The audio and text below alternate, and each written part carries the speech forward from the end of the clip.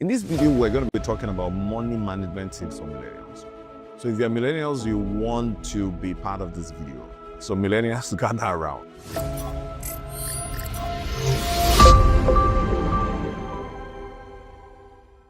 It's not just for millennials. It applies whether you're a Gen Z or you are a millennial. And, I've listed about 11 tips that I'm going to give them.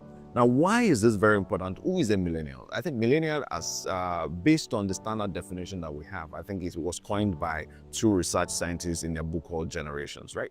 A millennial is one, if you're born between 1981 and 1996, you are a millennial. That means you are between the age of 28 to 43, thereabout. Now, so why is it very important? Because this age from 20-something to 40-something is one of the most productive gap within anybody's life. That is when you actually get into your career, you are becoming a bit more knowledgeable, becoming an expert, and your earning income usually would peak around this area. And then depending on what decisions you decide to make, your energy peaks around this area, around this period. That is what it is. And this is usually the period where a lot of people are starting family, a lot of people are beginning to get into their career, a lot of people are beginning to engage with the world as an authority. So why is it important that you begin to take pay serious attention to your finances? Because this is the building phase. This is the phase where you can scale to that point. And then, because when you're younger, your earning power is not as much as when you're in this age range. And then by the time you exit this age range, you probably are planning, for those of us who are in career, you're planning your retirement. For those SMEs, you are just beginning to consolidate and maybe probably scale up because you built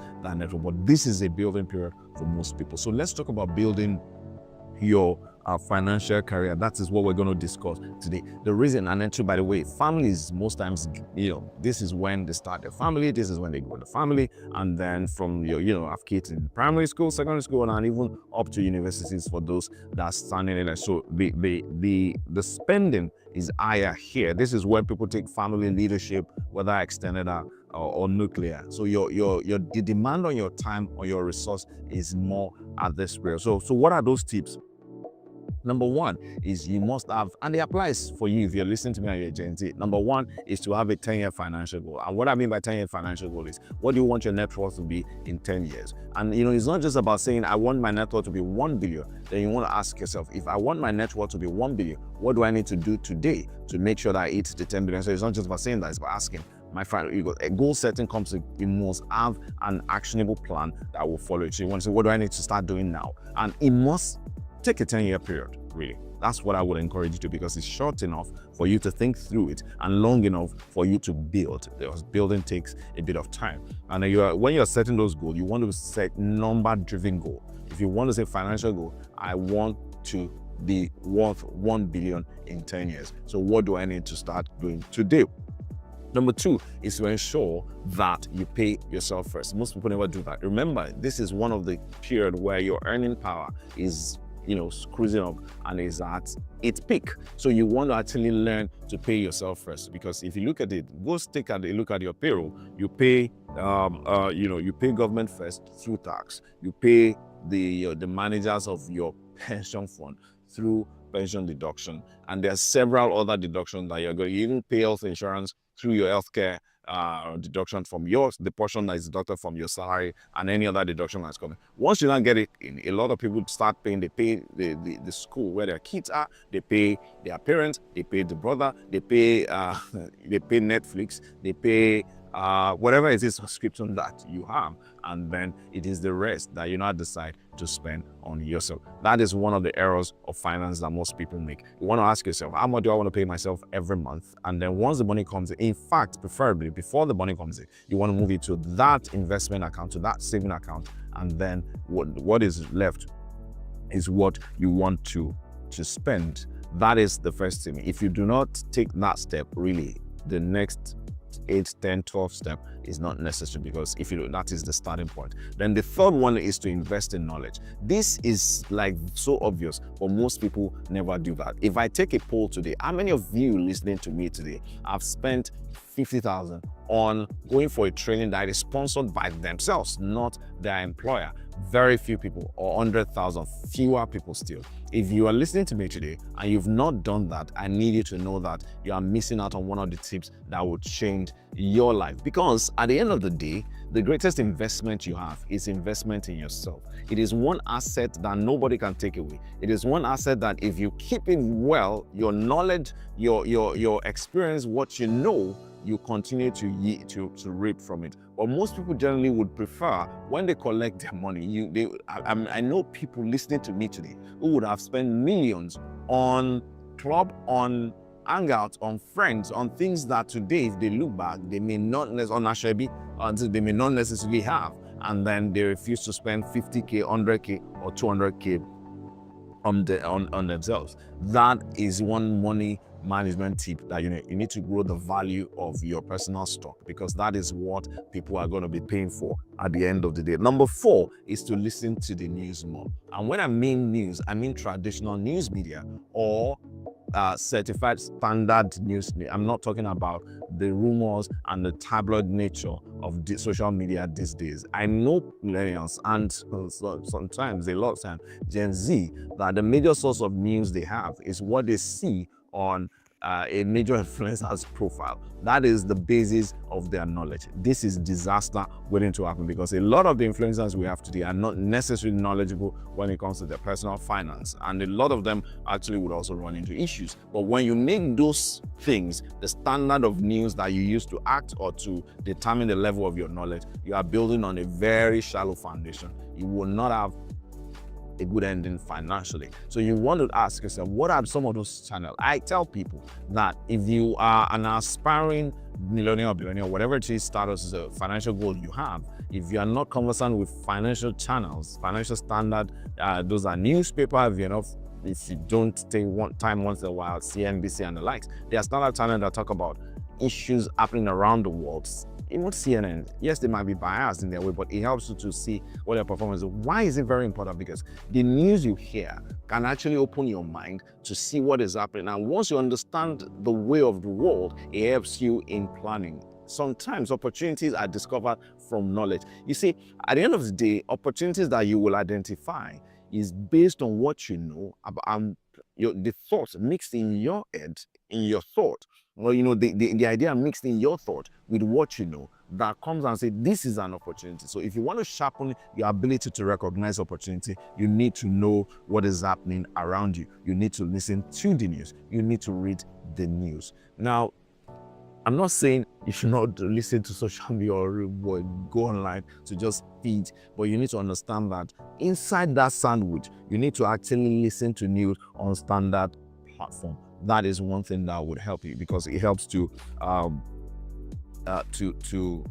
strengthen, to mature your mind. The number 5 that I have here is you need to have a budget. Always have a budget. Most people never do, particularly those who earn a lot of money. You just know that because you're earning 3, 4, 5, 6, 7 million per month, you have enough runway to run. Remember, your expenses, your spend will end up rising to the level of your income, which is why, for example, if you're earning 500,000 naira today or 100,000 naira today, and you say this 100,000 is not enough, you will realize that once you start earning 300 to 350 to 400 to 500, what happens is the expenses you have would actually rise to 500, and then you begin to complain that this is not enough. So whichever level of income you are in today, at the beginning of the month, you want to have a budget. How much do I want to spend on this, on this, on this, and that? And then how much am I saving? And then you try as much as possible to follow that budget. A lot of people will say, oh, my take-home pay will not take me home. And that's because you have refused to take the best route home. What you've done is to take the longer route. That's why your pay is not taking you home. But if you plan, if you budget, it will take you home. And then the number 6 point is to set aside a small budget for fun. You see, at the end of the day, right, what drives us, what we will look back on and smile about, and the memories that we've created. If you look back on your life today, some of the moments that will make you smile today in your life are the period where maybe you went on a journey with a friend or with friends, with classmates, with groups. I'm sure a lot of us listen to me today. Sometime you look back with nostalgia at the fun you had. So in trying to talk about personal finance, I'm not saying make your life a boring and miserable time on earth. I'm saying that make a budget for fun, no matter how small. Whether you want to take yourself to the movie, or whether you just want to go a bit of shopping based on your budget, or you want to go and stay for a day or two with friends at a resort, that is what you need to do. It's a financial tip, because when you keep doing that, it improves blood flow to your brain, improves your thinking, and gives you a richer life. And remember, it is a content that you have that is mixed with whatever thought you have at the moment that determines your output. What you have inside is what you're going to produce. So you want to load a lot of happy moments, you want to load a lot of fun moments into it, so that the quality of your output will become a bit better. Number 7, invest in investment of financial experts.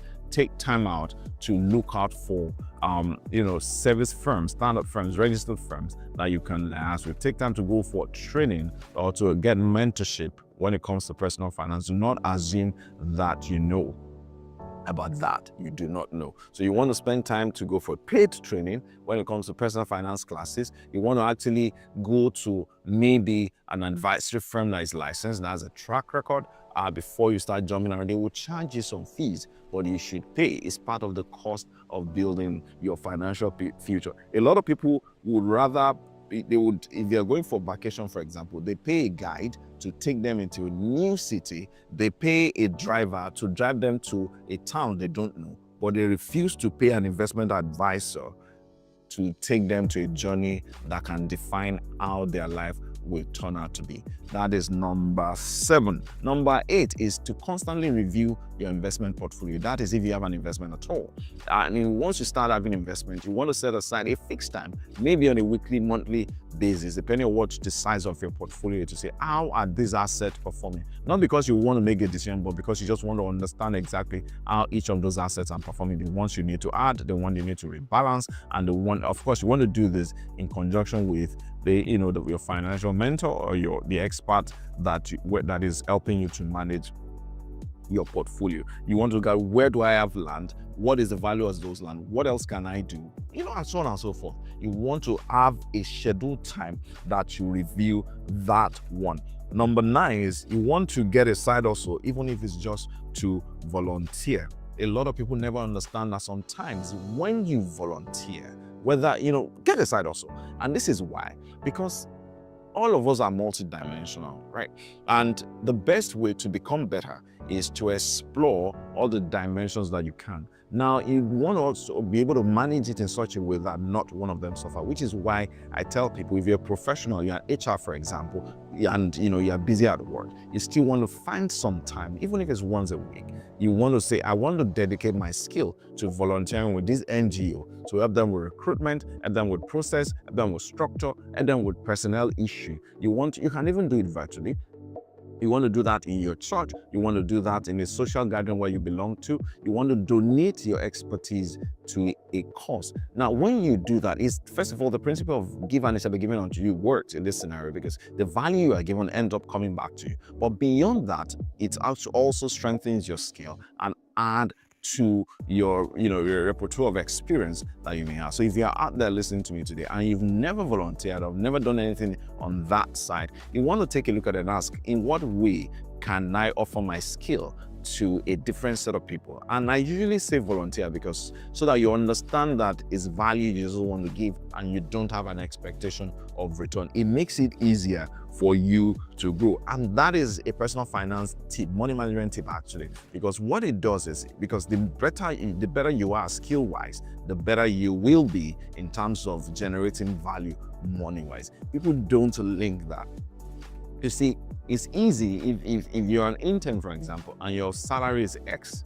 Now, one way to actually build that is to strengthen your skill in specific area. So if you decide, I want to go and volunteer, what it helps you to do is to say, which area am I volunteering? You'll probably, because you are doing a pro bono, you probably say, this is the area that I'm passionate about. This is what I want to do. And then it helps you to hone down on the skill set you want to build. And then as you build that skill set, you become better as a person. As you become better as a person, your value within the marketplace increases as an individual, and then you begin to earn more. And that is number 9. Number 10 is you want to actually start consciously building your network. You want to actually attend networking events, because the quality of your net worth is directly linked to the quality of your network. So where are those people who are doing things you want to do with your life? Where are they congregating? You want to be part of that. You just don't want to be part of that in a parasitic way because you want to go because you just want to connect.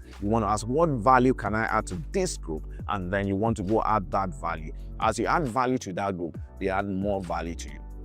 I've seen people who have multiplied their income by simply being in the right group and contributing in the right manner. So you want to look out for, where is the network of people that are in the place I want to go, and you want to go add value. That is number 10. Now, if you listen to these 10 tips and you implement them, I can guarantee you it will, turbocharge your money life or your financial life. But let me just give the last tip, which you must listen to. And the last tip is, you want to follow Fireside Conversation across all our channel. You want to follow Casafina development pages so that you can keep getting quality videos like this. And then until I see you next video, stay productive. Thank you.